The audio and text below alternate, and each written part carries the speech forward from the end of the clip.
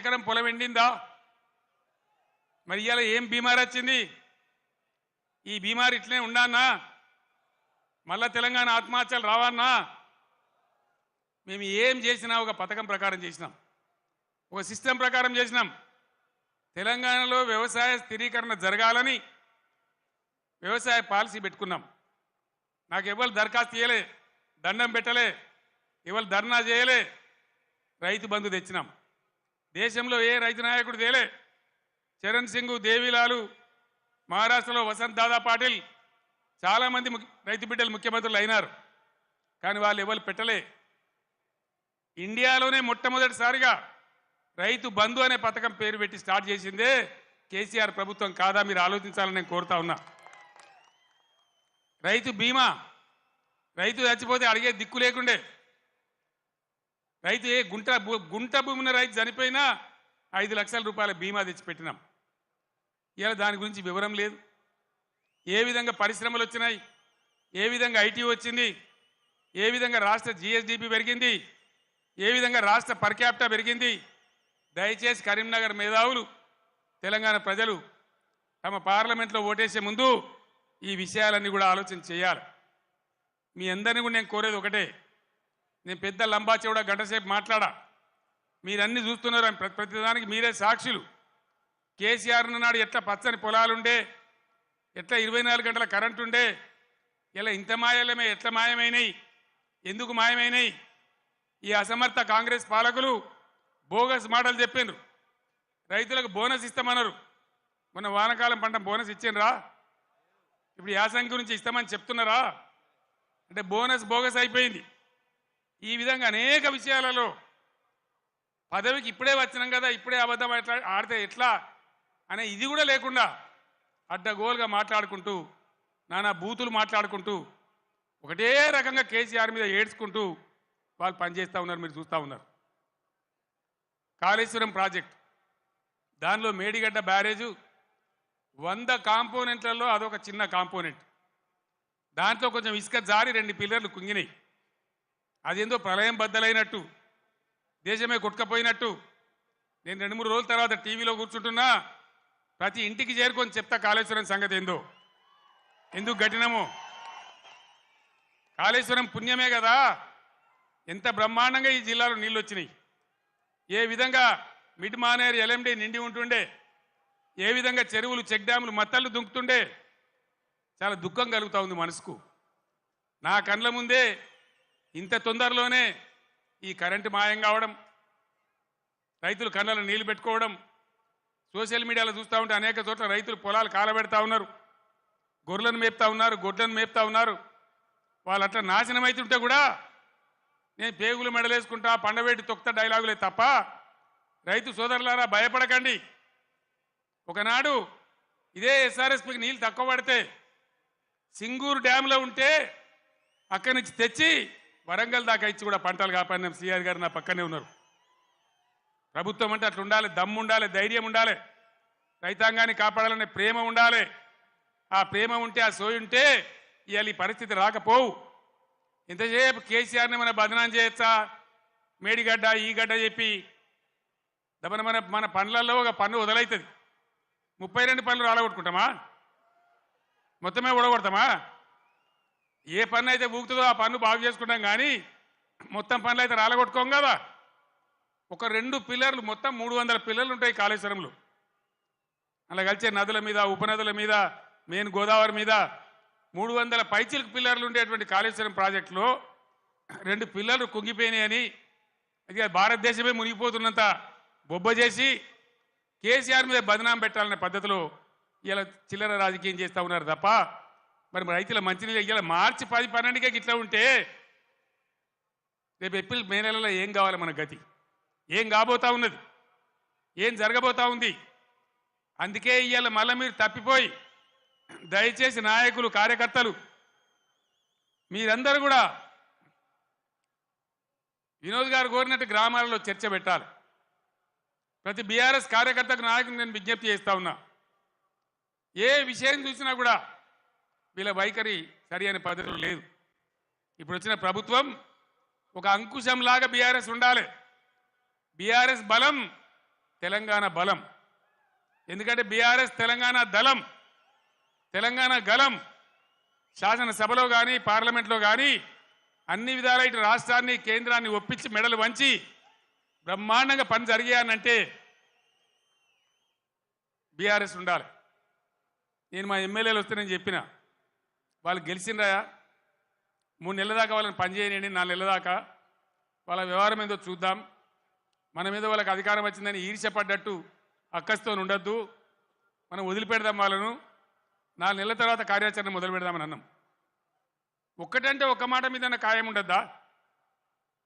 ఉరుకుర్రి 2 లక్షలు రుణం తెచ్చుకోండి, 9 తారీఖు నాడు నేను మాఫీ, డిసెంబర్ 9 నాడే. అందుకే ఈరోజు బీఆర్ఎస్ ఎమ్మెల్యేలు ప్రశ్నిస్తూ ఉన్నారు, బీఆర్ఎస్ నాయకులు ప్రశ్నిస్తూ ఉన్నారు. మీ అందరు నేను కోరేది ఒకటే, తెలంగాణ బలంగా ఉండాలంటే బీఆర్ఎస్ బలంగా ఉండాలి, ప్రశ్నించేవాడు ఉండాలి. తెలంగాణ సోయున్నవాడు, తెలంగాణ ఉద్యమం తెచ్చిన వాళ్ళు, పేగులు దిగేదాకా కొట్లాడినోళ్ళు, సావు అంచు దాకా పోయి సాగు నోట్లో తలకాయ పెట్టినోళ్ళు, వాళ్ళకు ఉంటుంది కడుపు నొప్పి తెలంగాణ గురించి. కాబట్టి నేను తెలంగాణ యావత్ ప్రజానీకాన్ని కోరుతా ఉన్నా, నా మాటల్ని మీరు దయచేసి ఆలోచన చేయండి. ఈరోజు ప్రభుత్వం నడిపే విధానం చూడండి, మేము ఉన్నప్పుడు ఎంత గౌరవంగా నడిపినామో చూడండి, ఎన్ని రకాల స్కీములు తెచ్చి ప్రజల్ని ఎట్లా కడుపులో పెట్టుకున్నామో చూడండి. ఇలా చేనేత కార్మికులు బతుకమ్మ చీరలను తెచ్చినాం, తమాషకు తేలే, చెక్కిలి గింతల కోసం తేలే. నేను అన్నాడు ఉద్యమంలో నేను ప్రొఫెసర్ జయశంకర్ సిరిసిల్ల నుంచి పోతుంటే మధ్యరాత్రి పూట గోదల మీద కార్ లైట్లు కనబడతా ఉన్నాయి, ఆత్మహత్యలు చేసుకోవద్దు, సాగు సమస్యలకు పరిష్కారం కాదు అని. అవి చూసి మేము కళ్ళలో నీళ్లు పెట్టుకొని ఏడ్చినాం. 60 ఏళ్ళ స్వతంత్రంలో ఇలా సావుల గురించి ఆత్మహత్యల గురించి మాట్లాడుతున్నామంటే సిగ్గుపడాలి. తెలంగాణ వస్తే తప్ప బతకమని సిరిసిల్లలో ఒకటే రోజు 11 మంది చేనేత కార్మికులు చచ్చిపోతే పార్టీ నుంచి నేను 50 లక్షల రూపాయలు తెచ్చి మీ దండం పెడతామని ఒక ఏడాది దాకా చావకుండ్రి, తెలంగాణ వచ్చేదాకా బతకండి, మేము మిమ్మల్ని బతికించుకుంటామని చెప్పినామన్నాడు. దాన్ని దృష్టిలో పెట్టుకొని విద్యార్థులు వేసుకునే యూనిఫామ్లు కావచ్చు, పేద వర్గాల మహిళల కోసం పండగకు కొనుక్కొని వాళ్ళ కోసం బతుకమ్మ చీరలు కావచ్చు, పథకం తెచ్చి వాళ్ళకి ఇచ్చినాం. చేనేత మిత్రాలు లాంటి ఎన్నో కార్యక్రమాలు పెట్టినాం. మీరు చూస్తూ ఉన్నారు, గత 7-8 సంవత్సరాల నుంచి చేనేత కార్మికుల ఆత్మహత్యలు ఆగిపోయినాయి. పవర్ లూమ్స్ వాళ్ళని ఎంకరేజ్ చేసినాం, వాళ్ళని కాపాడే ప్రయత్నం చేసినాం. ఏం చేసినా ప్రజలను దృష్టిలో పెట్టుకొని, పేద వర్గాలను దృష్టిలో పెట్టుకొని, రైతులను పెట్టుకొని చేసినాం. నేను వ్యవసాయ స్థిరీకరణ అని ఒక మాటలో చెప్పిన, దేశంలో ఎవ్వరు కూడా పిలువనటువంటి మాట రైతు బంధు అని పేరు పెట్టి రైతు బంధు తెచ్చినాం. 24 గంటలు ఫ్రీ కరెంట్ ఇచ్చినాం. రైతు పండించిన ప్రతి గింజను కనీస మద్దతు ధరకు కొని నేరుగా వాళ్ళ బ్యాంకులోకి డబ్బులు పంపినాం. ఈ సదుపాయం వల్ల తెలంగాణ రైతాంగానికి గుండె ధైర్యం వచ్చింది. ఇక నిలబడగలుగుతాం అనుకున్నారు, కానీ 3 నెలలనే ఇంత మార్పు జరిగితే, పంటలు ఎండబెట్టే పరిస్థితి వస్తే నా కళ్ళలో కూడా నీళ్ళు వస్తూ ఉన్నాయి. ఏం అన్యాయం, ఏం గరి. ఆనాడు సమైక్య పాలకులను ఇచ్చినాం, ఇప్పుడు అంతకంటే కూడా భయంకరంగా తయారైందని. నేను చేనేత కార్మికులు కూడా మనవి చేస్తూ ఉన్నా, మీరు మళ్ళీ బతకాలంటే మీ తరఫున కొట్లాటోళ్ళు అసెంబ్లీలో ఉన్నారు, పార్లమెంట్లో కూడా ఉండే అవసరం ఉంటుంది. ఇటు రాష్ట్రాన్ని అటు కేంద్రాన్ని నిలదీసి ఖచ్చితంగా చేనేత కార్మికులు కూడా దయచేసి ఇలా ఆలోచన చేయాలి. ఓటు ఏదో తమాషకేయద్దు. మొన్న కూడా కొంతమంది తమాషకేసిండ్రు. ఏమైంది, కరెంటు బాగా అయింది, మంచినీళ్ళు బాగా అయింది, రైతు బంధు వస్తుంది, ఇవన్నీ సెటిల్ అయిపోయినాయి, ఇక బాధ లేదు, వీడేమో ఎక్కుతున్నాడు కానీ ఆయనతో దురాశ కట్టి చేయి చాపింది. తీర్థం పోదాం తిమ్మక్క అంటే వాడు గుల్లే, మనం సల్లే. తీర్థం పోయినాం నమ్మి, కాంగ్రెస్ తీర్థం పుచ్చుకున్నాం. ఏమైంది, వాళ్ళు మంచిగా పదవులకు ఎక్కినారు, బ్రహ్మాండంగా ఉన్నారు, డబ్బు మూటలు గుంజుతున్నారు, దౌర్జన్యంగా దోపిడీ చేస్తున్నారు, ఢిల్లీకి మళ్ళీ సూట్ కేసులు పంపుతున్నారు. ఆ పని మీద బిజీ ఉన్నారు ఫుల్గా. ముఖ్యమంత్రి మంత్రులు హైదరాబాదు ఢిల్లీ, ఢిల్లీ హైదరాబాద్ తిరుగుడు. 3 నెలల 9 మాటలు పోతారు. ఇన్ని యాత్రలా అంటే ఏం జరుగుతుంది? మళ్ళోసారి తెలంగాణ ఆత్మగౌరవాన్ని ఢిల్లీ గద్దల పెద్దల దగ్గర, వాళ్ళ పాదాల దగ్గర తాకట్టు పెట్టి ఇలా మన ప్రాణాలతో చెలగాట మాడుతూ ఉన్నారు. ఇది ఇట్లే కొనసాగన్నా, ఈ విధంగానే ఉండన్నా, లేక ప్రజల పక్షాన బలంగా గలం వినిపించి పోరాడేటువంటి నాయకులు ఇవాళ పార్లమెంట్కు అన్న దయచేసి ఆలోచన చేయాలి. ఎందుకు బీఆర్ఎస్కు ఎంపీలు ఇంతకుముందు నలుగురు బీజేపీ ఎంపీలు ఏం చేసిండ్రు? ఏకైనా పైసలు తెచ్చిండ్రా? ఏమైనా లాభం చేసిండ్రా రాష్ట్రానికి? దయచేసి ఆలోచన చేయాలా. వట్టిగానే అలవోకగా తమాషాగా ఓట్లు వేయద్దు. భయంకరంగా ఇలా దేశం అన్ని విధాలు నష్టపోతా ఉంది. ఈ దేశంలో అవసరానికి మించిన బొగ్గు నిల్వలున్నాయి. 360 బిలియన్ టన్నుల బొగ్గున్నది. 70,000 టీఎంసీల నీళ్లు నదులలో ప్రవహిస్తున్నాయి. 40 కోట్ల ఎకరాల సాగు భూమికి సరిపడే నీళ్లు బ్రహ్మాండంగా ఉన్నాయి. కేంద్రంలో కూడా సమర్థమైన ప్రభుత్వం ఉంటే బ్రహ్మాండంగా దేశం కరెంటు కొరత లేకుండా యావత్తు దేశమే ఉండే పరిస్థితి ఉంటుంది. మొన్న నన్ను మీరు ఇక్కడ ఆగబట్టింది, బ్రేక్ కొట్టింది. కానీ మొన్న నేను ఇక్కడ గెలిచి ఉంటే ఈ పాటికి సగం దేశంలో అగ్గి పెట్టేవాడిని, శిక్షాన్ని చేసేవాడిని, మొత్తం దేశాన్ని చైతన్యం చేసేవాడిని.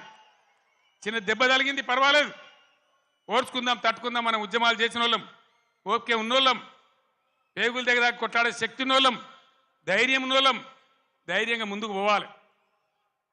మేము దళిత బంధు తెచ్చినా, చేనేత కార్మికుల కోసం తెచ్చినా, రైతు బంధు తెచ్చినా, కులము మతము జాతి ప్రసక్తి లేకుండా మైనార్టీ రెసిడెన్షియల్ పాఠశాలలు పెట్టినా, బీసీలకు పెట్టినా, ఎస్సీలకు పెట్టినా, ఎస్సీలకు పెట్టినా, కులం చూడలే, మతం చూడలే, జాతి చూడలే. ఇలా మనం కూడా తెలంగాణ జాతిగానే నిలబడాలి, కలబడాలి. దయచేసి నేను మీ అందరినీ ప్రార్థించేది, నేను లంబా చెవడ ఉపన్యాసం చెప్పడానికి రాలే.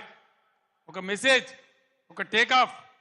ఇది లక్ష్మీగడ్డ కాబట్టి, ఇదే గడ్డ నుంచి తెలంగాణ సాధించినాం కాబట్టి నేను మీకు అందరికి ఒకసారి నమస్కరించి ఈ అప్పీల్ తెలంగాణకు చేసి బ్రహ్మాండంగా చేయాలని చెప్పి నేను ప్రయత్నం చేస్తూ ఉన్నాం. కాంగ్రెస్ గవర్నమెంట్లో మీరెవరు భయపడే అవసరం లేదు, నేను చెప్తా ఉన్నా.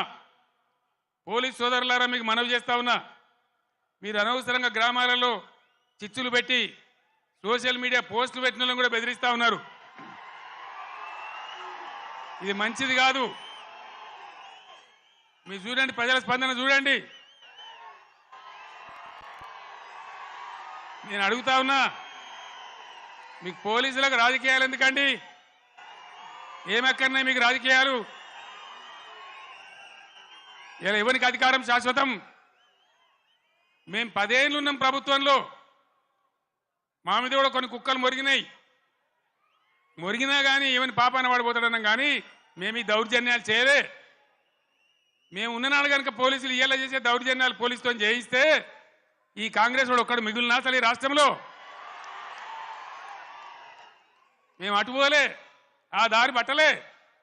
మేము ప్రజల సంక్షేమం కోసం పనిచేసినాం, 24 గంటల కరెంటు కోసం పనిచేసినాం, పేద ప్రజల ఆకలి తీర్చాలని పనిచేసినాం, ముసలి మురిగ వాళ్లకు 2000 రూపాయల పెన్షన్ ఇచ్చి ఆదుకున్నాం.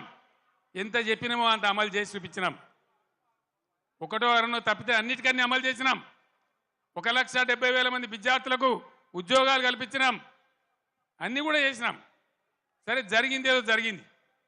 భవిష్యత్తులో ఇప్పుడు జరగాల్సింది, నేను మీ అందరినీ కోరేది, ఈ కరీంనగర్లో నిలువెత్తున తెలంగాణ సోయి నింపుకున్నవాడు మన వినోద్ కుమార్. క్లీన్ క్యారెక్టర్ అన్న వ్యక్తి మన వినోద్ కుమార్. ఈయనకు బండి సంజయ్కి పోలిక లేదు, పొంతన లేదు, నక్కకు నాగలోకి అనుకున్న తేడా ఉంది. ఈ విషయాలు గమనించి ఎవరు ఉంటే బాగుంటుంది అనేది మీరు నిర్ణయించి దయచేసి వినోద్ కుమార్ గారిని గెలిపించాలి అని నేను కోరుతా ఉన్నా. ఎవరైనా ఈరోజు కాంగ్రెస్ వాడు కానీ బీజేపీ వాడు కానీ గుండెల నిండా జై తెలంగాణ అంటాడా? ఎవరనాలి? మళ్ళా ఇదే గులాబీ జెండా, ఇదే వినోద్ కుమార్ ఉపన్యాసం మొదలుపెట్టేటప్పుడు ముగించేటప్పుడు 2 సార్లు గుండె పగిలిపోయేలాగా జై తెలంగాణ అన్నాడు. నేను కూడా మీ అందరినీ కోరుతున్నా, ఆనాడు 17 నాడు 2001 మే 17 ఎట్లయితే సింహగర్జన చేసినామో అదేవిధంగా ఇలా మత సామరస్యంతో కులం మతం జాతి లేకుండా అందరం కలిసి ముందుకు పోవాలి, అందరం గొప్పగా బతకాలి. ఇవాళనే రంజాన్ ప్రారంభమైంది. తెలంగాణ వ్యాప్తంగా ఉన్న ముస్లిం సోదరులందరికీ ఈ కరీంనగర్ వేదిక నుంచి నేను రంజాన్ శుభాకాంక్షలు తెలియజేస్తా ఉన్నా, రంజాన్ ముబారక్ కూడా తెలియజేస్తా ఉన్నా. అందరం కలిసి తెలంగాణ జాతి యావత్తు ఏకతాటిపై నిలిచి కుల మతాలకు అతీతంగా అందరం బాగుపడే కోసం మళ్ళా ఈ గులాబీ జెండా ఉంటేనే తెలంగాణకు రక్ష. కాబట్టి ఈ పార్లమెంట్ ఎన్నికల్లో అన్ని స్థానాలలో కూడా మనం ముందుకు దూసుకొని పోవాలి. కార్యకర్తలకు నాయకులకు నా మనవి, పవర్ బ్రోకర్ గాళ్ళు ఎప్పుడు ఉంటారు, కొన్ని బేవార్స్ ఛానళ్ళు ఎప్పుడు ఉంటాయి. బీఆర్ఎస్ పుట్టినాడే అన్నారు, ఇది మక్కల పుట్టింది పుబ్బల పోతుందని. పుబ్బల పోలే మీ ఈపులే పలిగినాయి బిడ్డ, ఎక్కడి దాకా మిమ్మల్ని ధర్మమ్మ మీకు తెలుసు.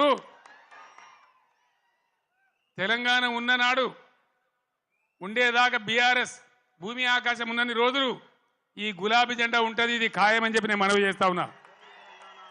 అక్కడనో ఇక్కడనో కూడా తలమాంచ కూడా ఒకడో ఇద్దరో పోతే కొన్ని బేవార్స్ ఛానళ్ళు ఇక బీఆర్ఎస్ కథమైపోయిందని మాట్లాడుతూ ఉన్నారు. అట్లా ఇదివరకు కూడా అట్లా అన్నోడు కథమైంది, కానీ గులాబీ జెండా ఇప్పుడు కథం కాలే బిడ్డ, యాది పట్టుకోవాలి. జాగ్రత్త. మీ దొంగ ప్రచారాలకు ఇప్పుడు ఇక్కడ భయపడేవాడు లేడు. మన కొద్ది రోజులలోనే ఎంత వైభవంగా బీఆర్ఎస్ వచ్చి మళ్ళీ ఎట్లా తెలంగాణను తీర్చిదిద్దుతుందో మీరే కళ్ళారా చూస్తారు. మళ్ళీ మీరే సలాములు కొట్టుకుంటూ వస్తారు. కాబట్టి మీ బేవార్స్ బ్రోకర్ ప్రచారాలు బంద్ చేయండి. ఎవడో నలుగురు పోతే మనకు పెద్ద పోయేదేం లేదు. ధైర్యంగా ఉన్న కార్యకర్తలు ప్రజాశక్తిని కూడదీసి మనం ముందుకు పోయి అద్భుతంగా మళ్ళా విజయాన్ని సాధిద్దాం. మన రాష్ట్రాన్ని గొప్పగా తీర్చిదిద్దుకుందాం. ఈ పార్లమెంట్ ఎన్నికల్లో కరీంనగర్ నుంచి వినోద్ కుమార్ గారిని గెలిపించాలని కోరుతున్న సెలవు తీసుకుంటామని. జై తెలంగాణ, జై తెలంగాణ.